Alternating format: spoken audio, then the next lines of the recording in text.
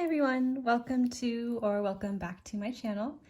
If you're a new subscriber, I just wanted to say welcome and thank you for supporting and taking interest in what I'm doing. It's been really cool to connect with all of you guys and read your comments and just connect with other members of the diamond painting community who share this same crazy obsession that I do. I wanted to do something a little different today. I was gonna do a WIP chat. So for those of you who don't know, WIP stands for Work in Progress, WIP. And basically I've been seeing people kind of posting that during this quarantine, it's been helpful for them to kind of have some background noise while they're doing their diamond painting and watch someone else do it. They find it kind of calming. And so, I never really thought I would be doing a WIP chat just because it seems a little silly to be talking to your video camera for, however long, but I also wanted to show you guys an update on the progress of this big painting that I'm doing. So I thought that this would be a good opportunity to show you guys what I'm doing and then also just tell you guys a little bit about myself. So I looked up a few questions, kind of like, it can be like our first date of getting to know each other. So I thought I would give you guys a little bit of that information, update you on how my diamond painting is going, and we could just hang out for a little bit. So I'll either insert a clip after I do my WIP chat, or I'll just insert a clip now so you can see my painting. But this is the one that has those really bright colors. It's a 60 by 120 centimeter square drill, and I kind of had that rainy scene with the street lamps and the water reflections on the ground. And so after I finish this square, I will actually be exactly halfway done. So it's crazy to me that after 2 months maybe, I'm only halfway done, but it's been really fun to work on. The drills, some are better than others. So for example, you might not be able to tell the difference between these colors, but this color, I think it was the @ sign. These were really bad. Some were smaller, some were bigger, a bunch had tabs on them, whereas I forget what this is, maybe it's an A. These ones fit really nicely together. They're so fun to work on. So I go back and forth between loving this and not hating it, but having my struggles with it. So hopefully I'll get some good ones for you today. I'm gonna start with the 1. I can't remember if these are good drills or not, but I'm gonna go ahead and turn on my light pad. I just got kind of used to using this. I started without a light pad, but it is pretty nice to just be able to see the symbols. I actually haven't had any trouble with the clarity of this canvas. It's been pretty nice. So that hasn't been an issue for me, but I still just like to see it just because it makes it a little easier on my eyes. So I'm gonna start with the 1s, and what I do is I cut my canvas into squares, and then I'll just kind of place this over so that as I'm placing things, I'm not getting my hand in them. And yes, I am still using the pink pens. I think I got one of those little rubber grips, and then I put extra tape around it, 1 so that it wouldn't slide around, and 2 to build it up a little bit more. I'm actually looking into some different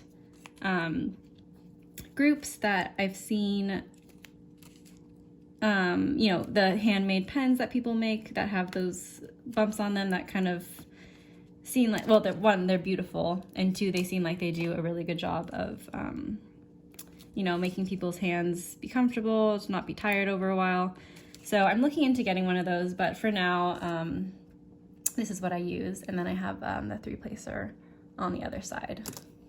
And so for me, what I like to do, I actually use my tweezers quite a bit. I don't know if you've watched my other videos, you've probably seen that I'm a bit of a perfectionist. So I like to place them down with the tweezer first so that I can make sure they're really getting in there, and that then when I go back and fill it in, that everything will line up perfectly. And this canvas especially is a little bit sticky. Like once I place them down, they don't like to move very much. So that is especially why I've been wanting to be very careful about making sure that I place them down correctly the first time. And sorry if I'm pausing weirdly, I'm not very good at multitasking. So like it takes all my focus to just place these down. So, you know, we'll see how it goes with me trying to talk to you guys and answer questions while I'm doing this, but hopefully, you know, I'll get in the groove of doing it.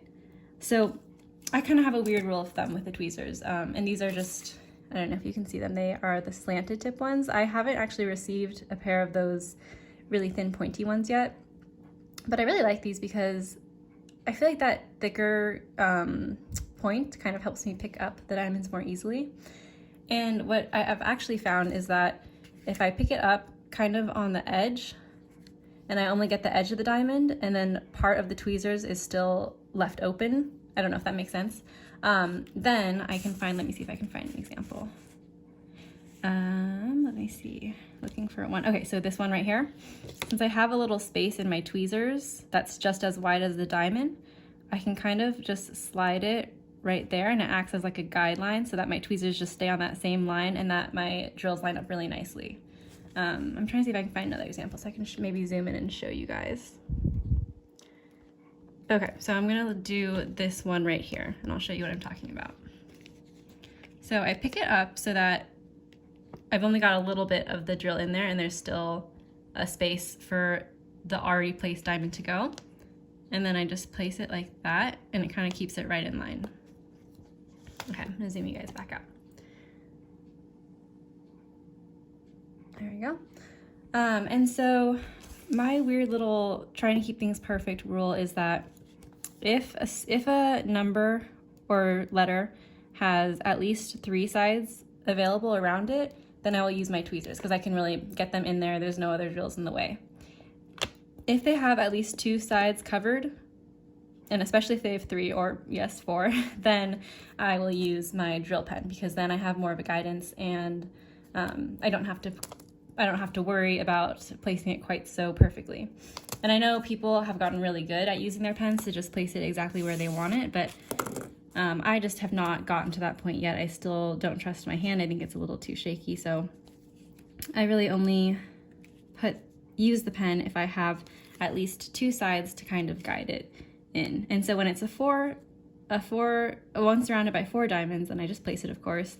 But if it has 3 or 2, then I'll kind of try to pick up my diamond. I don't know if you guys can see, I'm probably blocking it, but I'll try to pick up my diamond. So if the 3 sides are on the top, I'll try to pick up my diamond towards the bottom, and then I can just kind of push it in there.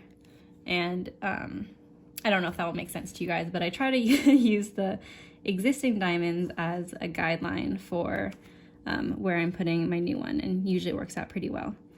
And so then if I have a large chunk of color blocking, then I'll do the checkerboard, but I'll place all of the first set of diamonds with my tweezers, and then I'll go back in and fill in all the holes in the checkerboard with my drill pen.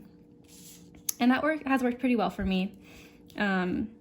If you look at this section, not everything is perfect, but I do have the light pad on, so you know, you're seeing my flaws magnified. And again, a lot of these darker gray ones were kind of poor quality, so you know, obviously I'm not perfect, but I think that they made it a little harder to place them down perfectly. And I apologize, unfortunately this square, it's not the prettiest colors. It's okay, but there are some other ones that are really vibrant, but I'll show you those. I either already showed you them and put them in the video, or I'll show you them at the end so you can get an idea. But yeah, and I might be stopping in between while I'm talking about myself to just tell you guys things about this diamond painting if they come to mind. Oh, one thing I did want to show you guys, I did not come up with this idea, but I just wanted to show you how I do it. I'm gonna sit down here. So I'm gonna hide my information, but I have this little, it's a Blue Shield insurance card, and it's that hard like credit card material, and I just use this as a straight edge. So I place it down when I'm doing the border the first time, and so I sectioned it off. As you might be able to see, there's like a line right here because I did the first like 2, 4, 6, 8 or 9 rows, and so I'll place everything on the line, put it up really close and snug to the card, and then I will work my way up. And I do the first few rows just because I feel like if I only do the first row, then I take it off and go do everything, then they can sometimes still push it the wrong way. So I like to get a nice stable foundation on this, and then I'll go back and do the whole thing. And just as something that kind of helped me was I will place maybe like 5 or 6 diamonds first without the card. I'll place them, matching them up really closely with my tweezers. Then I'll line it up, so I'll push this as close as I can to those 5 drills that were already set. And then that way I know like it's touching it and that's lined up with those 5. And then I get my tweezers and I push the drill as close into the card as I can. So maybe on a future video, if I do another one, I'll show you guys how I do that in action so you can actually see it and not just rely on my subpar explanation skills. But just in case anyone was wondering how I try to get my edges straight, that's how I do it. And then there was a slight line of adhesive that overran on the edges, but then I just cover it with tape and it's all good to go. So that is what I do. And then it just gives me satisfaction knowing that my edges are nice and straight.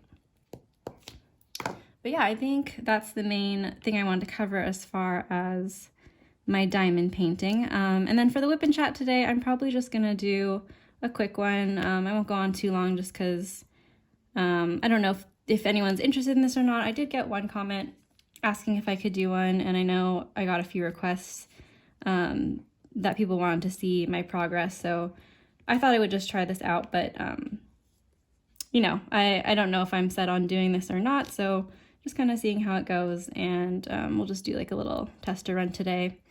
Hopefully with my camera set up, you guys can see what I'm doing.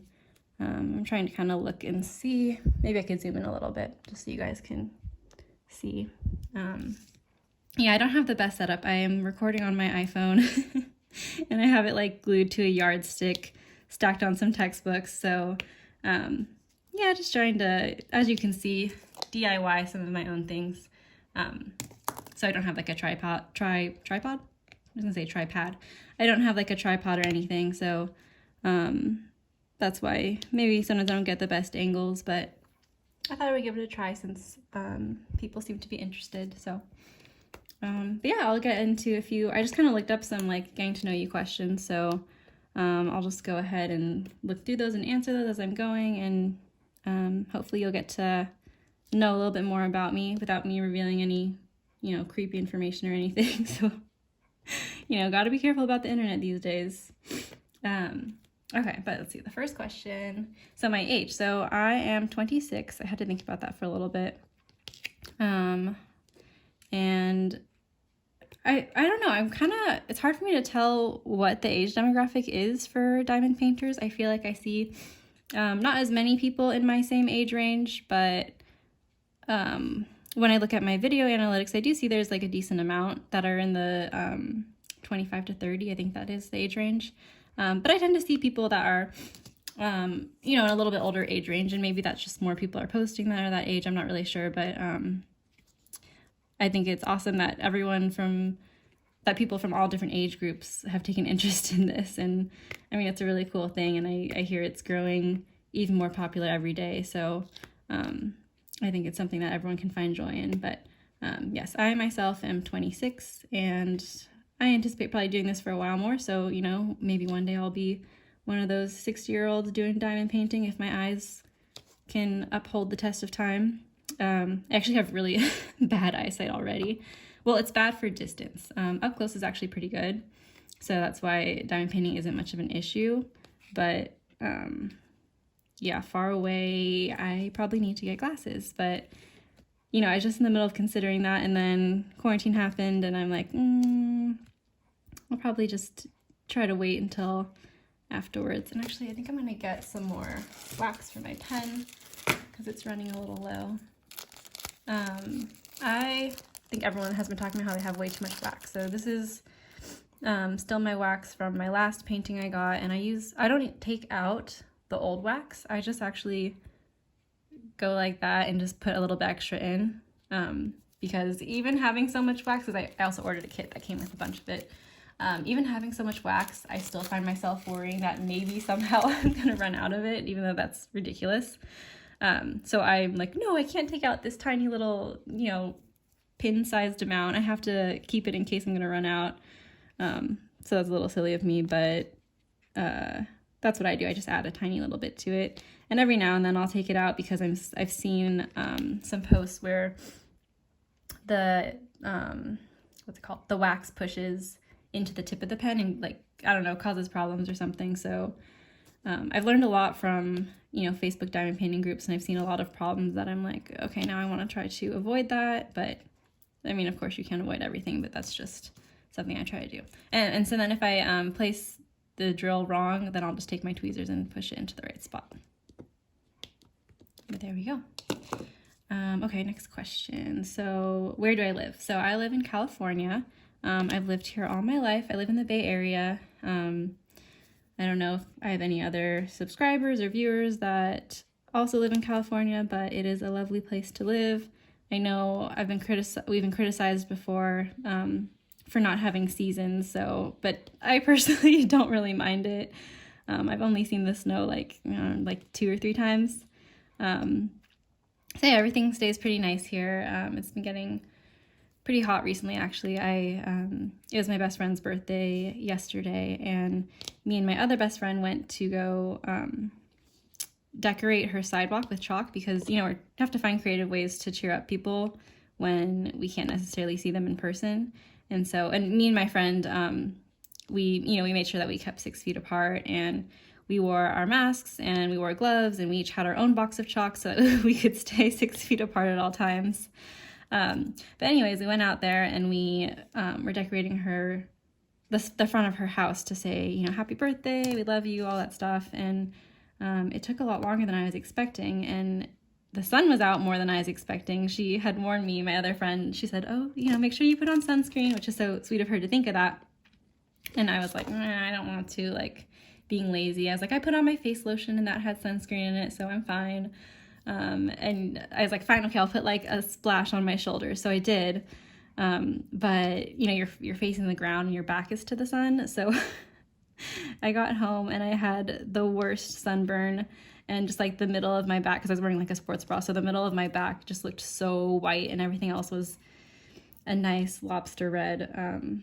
So I learned my lesson the hard way that I do need to wear sunscreen, and I know it's good for you, and I don't want to get skin cancer or anything. So, you know, as these warmer months come up and people are spending more time outside because of quarantine, I definitely am going to try to be better about wearing my sunscreen. But I'm also really pale, so part of me is like, I do want to get nice and tan, but yeah, but not worth it for, you know, putting my health at risk. So, oh wait, I think this might be the last one. See, okay, like I said, I'm going to need to like be quiet at certain points because I need to concentrate, because I always miss a number. I think I'm done, and then there's still one more. So I'm looking for ones. If you guys see any, tell me. I know you can't actually tell me, but I wish you could shout out of your screen and tell me there's still a one, because I always do this. I think you guys can all relate. I've talked to people about it before. Oh, okay, I found one. Literally one, haha. No, but I'll do this and I'll find like 3 and be like, cool, oh my god, yeah, I saved myself, I found them all. And then like 2 colors later, I'll still find one. So yes, I think I found all the ones. But at this point, honestly, I just accept it. I'm not going to get all the ones. I'll just go back and do each color 5 times. It's okay. And I know people like to, once people accumulate a lot of these little green trays, they'll put like, you know, they'll have like 20 colors out and put them all in there, so that if they do forget a letter, they can just quickly pick it right up. You don't have to, you know, re-get your drills out or anything. But I don't have that many trays yet. And I also think I'd probably spill and make a mess. I'm gonna zoom you out a little bit. So it's probably for the best that I just stick with this technique, even if it's a little frustrating. And just to explain, sorry, my tools really quickly. I use this guy to put my drills in because I'm just used to it now, and it has thick walls, things don't spill out. And then I use this little guy for my trash. I do something that I don't see most people doing. I separate my trash, I keep it separated by color. And that's because maybe you caught a hint of my like neuroticism when I talked about wanting to save my pink wax. But I have a fear that I'm gonna run out of colors. So what I do, let me zoom you out a little bit more. I have this egg carton, this like 24 count egg carton. And so as I'm drilling and I have my drills in here, I put any bad drills of that color in here. And then once I'm done and I've finished with that color, I then, I have each of the little baggies of each color sorted in here. So I have like, 741 in here, 742, and I'll take whatever that color is, I'll find it in the egg carton and I'll pour those in there. So that way, in case I do run out of colors, like worst case scenario, I hopefully if it was just one color, I would just reorder nice drills. But worst case scenario, I could be like, okay, well, here's my 701s. I guess I'll be less picky and maybe try to use them. Or like, for example, I have so many of these yellow ones. They have a lot of tabs on them. And I know that people have said you can cut them off, you can sand them off. I tried doing that and it went okay. It was kind of a lot of work and I still didn't feel like I was really getting the tabs off. But so because of that, I feel like I'm getting rid of like half of them every time sorry, I'm trying to decide what letter I want to do next. I'm going to do 7. But so I kind of feel like I'm getting rid of so many each time that I'm like, there can't possibly be enough to, oh, and sorry, also, I'm having ADHD right now. The reason I use these tweezers, but the reason I have these tweezers out is because these little jars I got from Amazon, I'm kind of mad because they sent me ones that like, they're so hard to open. And I have another one, this one, from a different person, and these are really easy to open. Actually, they snap open on their own, which is maybe worse. But anyways, these ones are really hard to open, so I know they're not supposed to be that way because those ones are fine. So I use the bottom end of my tweezers, and I just put it on the little latch where you're supposed to lift up, and I find that it opens them a lot easier. So, sorry, in case you're wondering why I have these out but never use them except for that, that's why. Because these are just the junky ones that came with the kit, and I don't really care about them. What was I talking about? Oh, I think I was talking about, yeah, just being scared that I'm not going to have enough drills. So I save those just in case. And then at the end, I'll probably, I don't know what I'll do with them. Maybe I'll combine them into a jar like all those people have. They look kind of cool. I actually just saw a picture where someone spilled all of their trash drills on their painting. And on one hand, I was like, oh, I'm so sorry, that sucks. But it also actually looked really pretty. So I was like, this is kind of beautiful. Like you could make some kind of art out of this. And, as you might have seen with my Valentine's Day card thing, there are things that you can do with leftover drills. So I could see myself potentially using those. But for now, I keep them around just in case I run out and I need to, oops, I just missed that one. And I need to, use them as a worst case scenario. And so you guys might be able to kind of see for this part. Let me zoom in. So this is what I was talking about, doing the checkerboard with the tweezers first. And then I go in with the drill pen. Whoops. And it's just so much easier to fill them in. You get that nice little, I don't know, people call it a click. I don't really think it sounds like a click. It's more like like grinding or something. But when the drills just slide nicely into each other, I really like that. I think everyone likes that. So, yeah. Okay, what was the next question? Oh, job. So I just recently graduated from grad school. I went to grad school to become an occupational therapist, and I'm just going to assume you guys probably don't know what that is because most people in the world don't know what that is. I think it's gaining popularity, but it's still kind of a obscure thing, and I'll admit the name itself doesn't really lend itself to easily understanding what it is. Like occupational therapy, it sounds like you're helping someone find an occupation, a job. But it helps to understand occupation in this context just means any activity that you want to do. So basically, as an occupational therapist, the job is very broad, the job description, because we help many different populations. Like we can see children, we can see geriatrics, we can see people for mental health disorders, lots of different things. But basically, to get the gist of it, we help anyone who cannot perform an activity that they need or want to do, So like some examples would be maybe someone has arthritis in their hand, but they want a diamond paint. Good example, right? So, we would find different ways to try to help them do that. It could be that we help them overcome those factors of arthritis so that they can eliminate the pain and keep on diamond painting. It could be that we find an adaptive, different way for them to do it. Like maybe they use a tool, like a built-up pen like this, so that they can then still participate in their activity. But basically, we do a lot of problem solving, thinking on our feet, treatment that's very individualized to that specific person and their specific factors that are causing them to, not be able to do the things that they love and want to do. Or it could be, something even more basic, like maybe someone had a stroke and now the left side of their body is paralyzed. And so, how do they go about dressing themselves, using the bathroom, feeding themselves, things like that. So it ranges from very basic, everyday, daily activities to complex things that are your hobbies, like, playing the piano, playing tennis, going shopping, driving. And, again, it can be in mental health. It can be with people that have bipolar disorder, kids that might have autism, or it could be more physical disabilities like a hip replacement or arthritis, like I stated. So it's very broad, and there's a lot of different areas that you can go into with it. So hang on, let me zoom you out a little bit. So that's kind of, it's both a joy and kind of a point of stressful decision making for me to try to decide what setting I'd want to go into.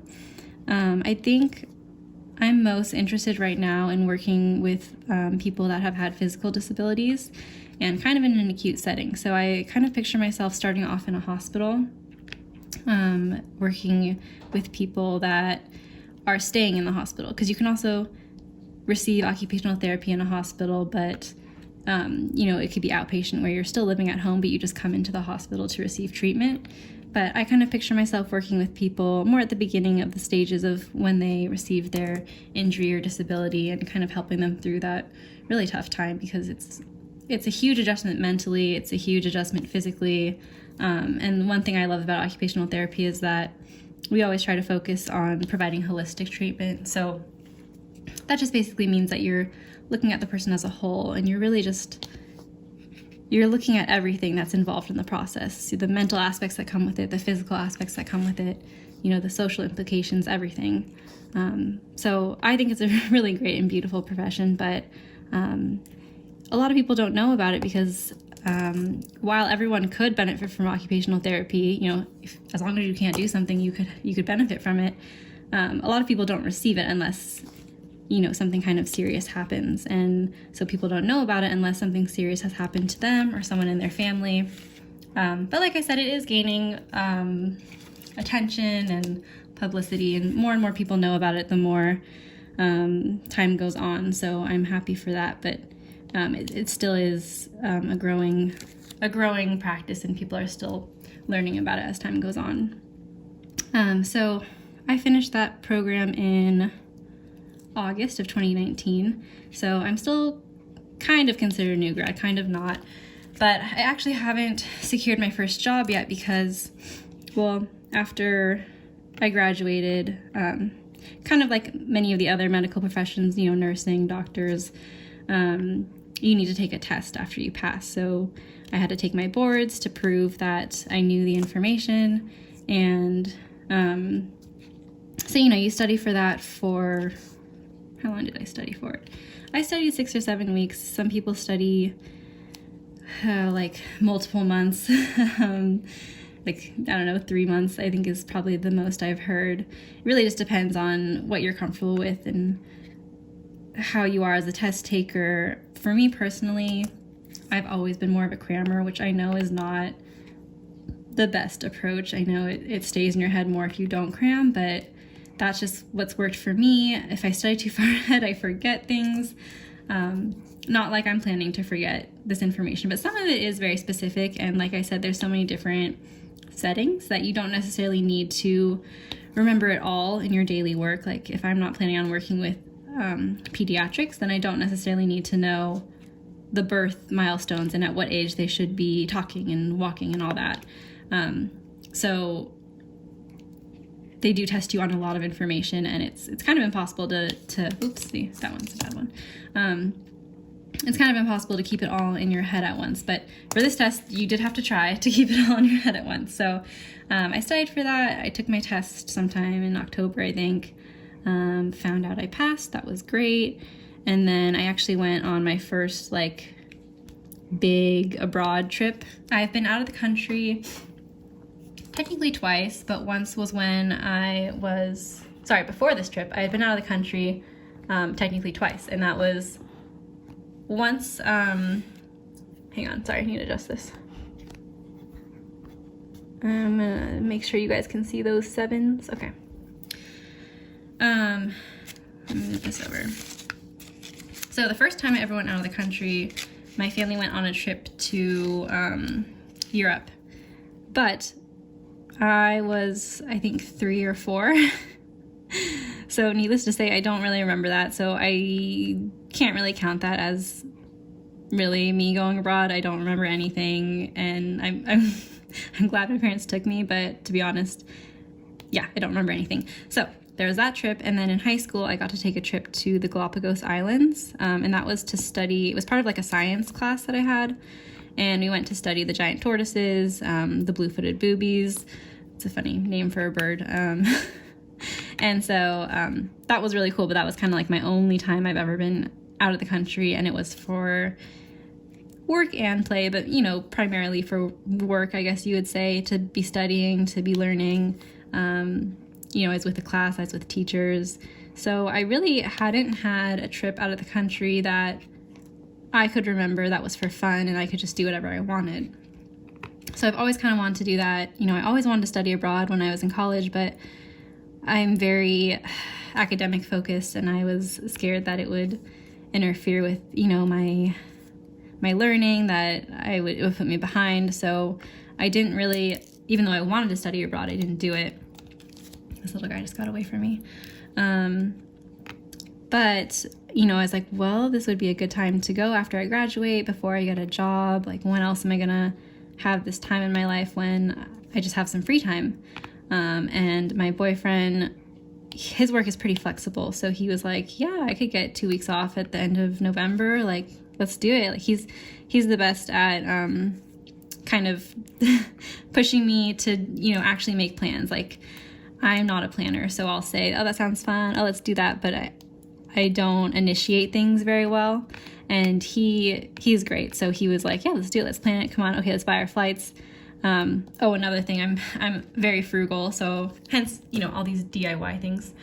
So I was like, I don't know, like, I've just spent all this money, you know, for grad school, which is crazy expensive. I don't have a job, obviously, you know, but it's kind of like, what other time are you gonna do this? Like, so I think of it as like, I'll make up for it once I work. And, you know, my parents have been very kind in supporting me, so, you know, I had to realize I can afford to do it. And I need to give that to myself. And, you know, that being said, we were very price conscious when we were searching for things. I think we got a flight for like, I think it was like $500 round trip, which that's pretty good for flying, you know, all the way around the world. And then once you're in Thailand, things are very affordable as well. Like, you can get a meal for, you know, $3 US. Like, $5 is considered outrageous. So, you know, we did pick a place that, one, was beautiful and has a great culture, but two, that we would be able to make affordable and not be so uptight that we were, you know, gonna put ourselves into a crazy amount of debt trying to do it. So we were responsible about it. And like I said, this was my first trip outside of the country, first trip with him. So it went really well. It was an amazing trip. We saw amazing things. We got to go visit elephants at an elephant. What I'm blanking on the word. Elephant sanctuary. I'm not sure if that's what it was called, but basically they had saved the elephants and they treated them really nicely. You know, people don't really ride them anymore, or we wanted to find somewhere where they didn't ride them. We've heard mixed things on if that's okay or not, but we didn't want to take any risks. So you just you kind of hang out with them, you watch them in their natural environment, you prepare some food for them and feed them. So hopefully they didn't have any complaints to being fed and being loved, and we just wanted to make sure we weren't doing anything that would disrupt them or that was considered unethical. So we saw elephants, we took some Thailand cooking classes. Okay, I'm gonna need to pause because I think I'm done with all the 7s, but I need to laser in and make sure I didn't miss any. 7. If anyone sees it, they're killing me in the comments for not getting it. I'm sorry. I'm trying to see the 7s, but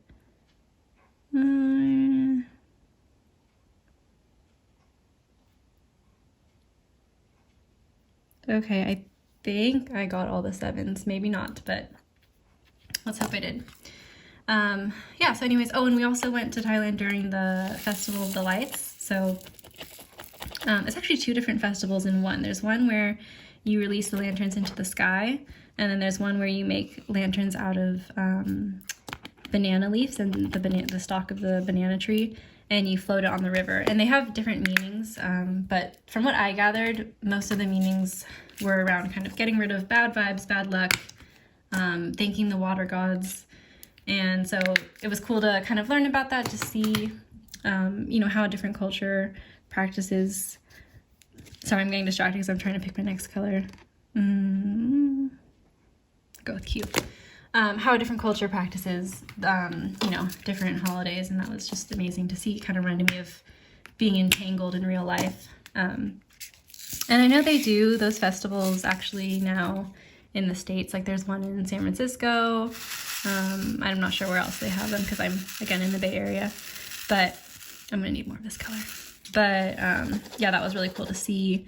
We went down to the southern part where the islands are, and it was just an amazing experience. So that was wonderful. That was a very long tangent, but so I'm talking again about my schoolwork, my graduation. So I graduated, I took some time off to take my test, and then I did that trip. That was like in November.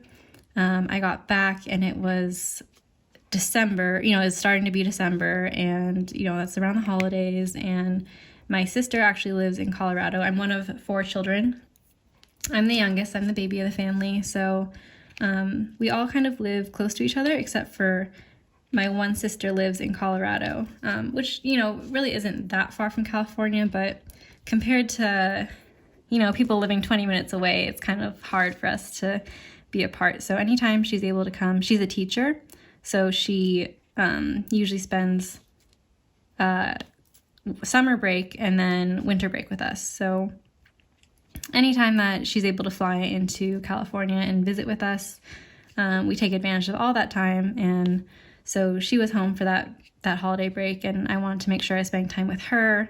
I also figured that companies might not even be, checking or asking for new employees at this time because just the holidays are crazy.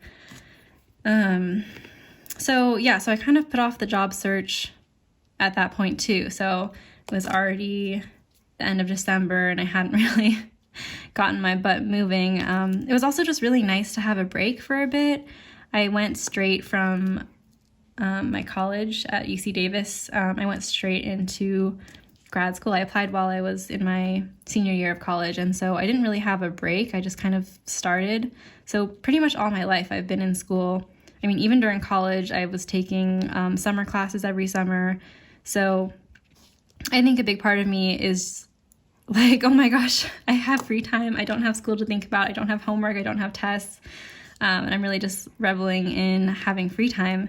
So I haven't found myself itching to get back out there. Of course, I want to work. I want to help people. I want to put my education to good use. But I also just have been kind of taking this time for me.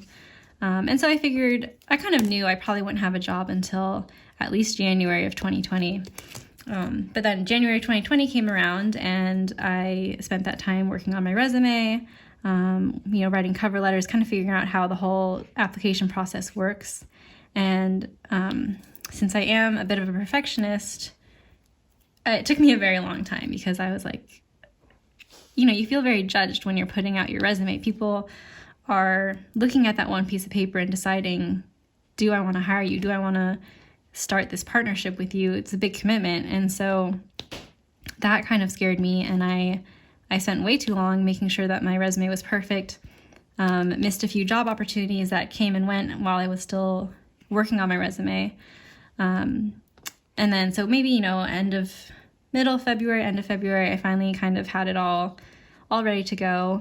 And I started applying to places, but, you know, like I said, I think I want to work in a hospital, and those jobs are a bit harder to get right off the bat. As a new grad, they want experience, you know, because it's important stuff. You're helping people that are in a special place and really need a certain level of knowledge and care and expertise to be treated properly. And so the hospital I really want to work at, they had actually already recently accepted a new grad. So that was kind of, you know, their hands were full training him, and they just didn't feel like they had the capacity to take another new grad. And they were very kind. They let me know that. They didn't just leave me hanging. So I appreciated that. But, you know, at the same time, I was really sad. I was like, oh, this was like my dream job. And, you know, because I kind of dragged my feet, I kind of missed that opportunity. So I applied to a few more hospitals and, you know, kind of learned throughout the process that I did kind of need experience in another setting first, just to kind of get my foot in the door. So I was kind of in the process of broadening that search, applying to some skilled nursing facilities, some outpatient clinics, and kind of had just started that when the whole coronavirus shelter in place happened. So because of that kind of put it on hold. So occupational therapist, and if I say OT, that's what occupational therapist is. OT is the abbreviation for it. Occupational therapists are considered essential workers right now. So, you know, I could potentially still find a job, but I actually live with my parents right now, and, you know, they're healthy and they seem young to me, but they are over 60. So they do fall in that range of people that are at risk if they do get coronavirus. So, you know, I just really didn't want to expose myself to that and then bring it home to my parents and, you know, worry every day, am I gonna get them sick? And they see my grandparents, who are definitely in the age group of being at risk. And so I just, you know, I can't put my family at that risk. So I have not been looking for jobs right now. So, but I am starting a part-time job, not as an occupational therapist, but as an occupational therapy professor, I guess you would say. It still sounds kind of official for me, but I'm helping out at my alumna school. I'm helping I gave a lecture this past Thursday, and I'm going to help grading. It's basically a course that teaches the occupational therapy students how to document. So every time that you see a patient, you need to you record it in their notes, and then it becomes part of their medical record.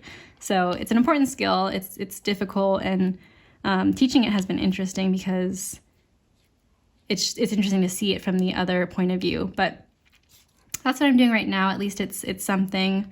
And then, you know, once everything is back to normal, which will hopefully be not too long from now, then I'll get out there again and look for a job. But so right now I'm not working as an occupational therapist, but that's the long answer to my, you know, what is your job? It will be occupational therapy at some point. And I have my credentials, I have my license, I have everything ready to go. I just need to actually get that placement. So that's what I do. And if you guys have any questions about what occupational therapy is or want to hear more about it, just let me know in the comments. I could talk about it for days, and people probably don't want to hear it for days, but, you know, if you do have any questions, I'm happy to answer and spread awareness about what it is and how people might benefit from it, because it really is a great profession. Not to toot my own horn too much, but I think it would be great if more people knew more about it. Let's see, what other questions do I have? Oh, I actually answered a lot of these already just talking. Pets. Okay, so I myself don't actually have a pet, but like I said, I live with my parents, and they have a little long-haired Chihuahua. Her name is Dory. She's adorable. Sorry, I really like puns, if you didn't see from my Valentine's Day card video, so if I make some bad puns, you'll just have to forgive me. But yeah, she's a cute little long-haired Chihuahua. She's mainly black, but she has some white on her. If I'm able to, I might insert a picture so you guys can see her. She's really cute. She's funny though. She's not like most dogs when you think of a dog and them being friendly and coming and licking you and wanting to sit on your lap. She's very like antisocial, I want to say. She only likes her people, the people that are immediately in her family. Even if you've come over like 10 times and you're my best friend and she can tell that I like you, that I'm sending good vibes, that I'm comfortable, she will bark her head off at you, pretend like she's gonna like bite you or something, but you know, really just run away to her room. And even with her own family, she loves us, but like she doesn't really want to sit on our laps. She'll tolerate it sometimes, but she just she's funny. We get a kick out of her. We give her like a fake voice kind of saying like, you suck, why are you here, like get away from me. So she provides a lot of entertainment and joy to our lives. But I do hope to get my own dog someday. I was obsessed with Italian Greyhounds for a while. I think they're so cute, but people don't really relate. Like all my roommates in college were like, they're so ugly. My boyfriend's like, ew, they're not like a real dog, but I think they're so cute. I don't know if anyone watches Jenna Marbles here, but sorry, I said that weird, Jenna Marbles. But she has two Italian Greyhounds. One is named Kermit, one is named Peaches. And that's kind of where I first got this idea that I love Italian Greyhounds, because I watched her videos and I saw them grow up, and they're just so cute, so adorable. But yeah, my boyfriend was like, no, like if we were to ever get a dog together, we are not getting an Italian Greyhound. So, you know, I might fight him a little on that, but it's all hypothetical, so I can't get too mad at him yet. But another dog that I would love to have would be a Dachshund. I think that they're so cute, and that was my sister's favorite dog growing up. And, you know, being the youngest, it's kind of like, I don't know if anyone has like a lot of siblings, but you kind of like argue and get possessive over like what's yours. And so even like if it's just a concept, like your favorite color. So her favorite dog was always a Dachshund growing up. And so in my head, I was like, okay, well, like that's her dog. Like she likes Dachshunds. I have to like something else. But you know, I only recently realized like that's not really a thing anymore. We're adults, that we can like the same dog. So, you know, I can freely now admit I do love Dachshunds too. And she actually had a Dachshund at one point. She unfortunately passed away, but she was a short-haired red Dachshund named Callie, and she was so sweet, like so cuddly. I love how Dachshunds like to like burrow under things. Like they're just so cute. So I'd love to have a Dachshund. I don't know if I would want like long-haired or short-haired or what, or maybe it's called smooth coat. I'm not sure exactly what it's called with different dogs, but I would love that one day. I just know I'm not quite at the spot where I could take care of a dog. / since I live with my parents, my mom is like, she's great. She takes care of everything. She is so responsible, and she's kind of like the alpha of the family, so the dogs pick up on that. So actually with my long-haired Chihuahua, that was my sister, not the one who lives in Colorado, but my other sister's dog. That was like her college graduation present. But then, you know, she got a job, she wasn't really home. And so my mom actually ended up kind of taking over and raising that dog. And so that dog now is like 100% in love with my mom. That's definitely like her owner in her mind. And I know it's kind of, you know, my sister's happy, but she's a little sad that like, oh man, like that was supposed to be my dog, and now she loves my mom better than me.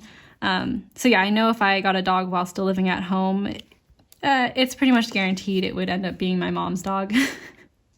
And like, you know, I can be a jealous person sometimes, so I want my dog to love me the most, of course. So yeah, for the time being, no dog for me, but I do have, you know, the family dog, Dory. So that provides a lot of my need for animal contact. And, you know, it's especially nice during quarantine when you're not really supposed to like hug or touch people. I can just like pick her up and cuddle with her. So, you know, it's not the same as human contact, but it will do during these times. So that's my current situation with the pets. Hang on, I'm actually gonna check the time really quickly. Oh, dang, okay, this has been going on for longer than I thought. Okay, well, I think I'm gonna wrap this up for now because I just have a short time today. I don't know if you guys can see, I didn't make a ton of progress. Like I said, I'm not that great at multitasking, so I probably got a little distracted talking about myself and all that. But anyways, like I said, I'll either insert a clip now or I did it earlier to show you the whole painting. But yeah, thank you guys for listening, and I hope that you liked this. If not, that's fine. I might not do it again. This is kind of just a tester, so if this isn't your thing, that's totally fine. But yeah, I just wanted to kind of try this out and hopefully provide some entertainment to some of you guys if this is what you're into. So yeah, if you have any questions for me, leave them in the comments. If you have any just comments, leave them in the comments. I love hearing from you guys. It's, as I said before, it's been really cool. So thank you again for watching, and I will see you guys next time. Bye.